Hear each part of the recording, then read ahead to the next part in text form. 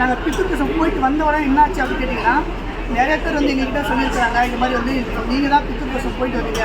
ஆனால் நிறைய பேர் வீட்டில் வந்து மாற்றம் வந்ததான் சொல்லியிருக்காங்க. அந்த நிஷ்கலங்கேஸ்வரோட மந்திரங்கள் வந்து பார்த்திங்கன்னா நீங்கள் மாதத்துக்கிட்ட இருக்கும், தனிப்பட்ட முறையில் வாங்கிக்கலாம். ரெண்டாவது வந்து பார்த்திங்க அப்படின்னா, போன வாட்டி அந்த சோம்நாத் போனோம். அந்த சந்திரோட சக்தி வர வர என்னன்னா எங்கள் உடம்புல தேஜஸ் வருது, நம்ம உடம்பு ஷைனிங் ஆகுது, நம்ம உணர முடியுது. அதே மாதிரி பார்த்திங்கன்னா நோய் எதிர்ப்பு சக்தி அதிகமாகுது.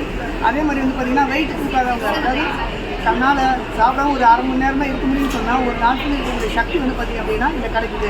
அதுக்காகவும் ஜோதிலிங்கத்தில் வரணும். அதுக்கப்புறம் வந்து பார்த்திங்கன்னா ஜோதிலிங்கத்தை சுற்றினா எப்படி பணம் வரும்? நீங்கள் நிறைய பேருக்கு சந்தேகம் இருக்கலாம், எங்களுக்கு எப்படி வருது அப்படி கேட்டீங்க அப்படின்னு கேட்டிங்கன்னா, நம்ம ஜோதிலிங்கத்தை சுற்றும்போது நம்மளுடைய ஜாதக கட்டத்துலையும், அதாவது ஜாதகத்தை நிறைய பேர் தெரிஞ்சிருக்கும், நிறைய பேர் தெரியாது, அந்த காலச்சக்கரத்துலையும் கிரக கோளாறு உணவும் சேர்ந்து மொத்தமாக ஒரே பரிகாரமாக ஜோதிலிங்கம் வருது. ஏன் அப்படின்னு கேட்டிங்கன்னா, மொத்த நவகிரகமே வந்து பார்த்திங்க அப்படின்னு கேட்டிங்கன்னா சிவனை மையப்பட்டு தான் இருக்குது. நம்ம எந்த கோயில் போனாலும் சரி நவகிரகம் இருக்குது.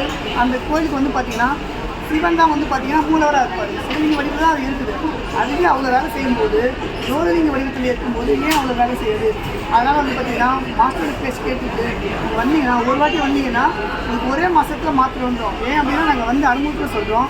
மறுபடியும் மாஸ்டர் எத்தனை வாட்டி ஜோதிலிங்க போட்டாலும் நாங்கள் வர ரெடியாக இருக்கோம். இதே இன்னொரு வாட்டி வர வாய்ப்பு கொடுத்தாலும் நாங்கள் வருவோம்.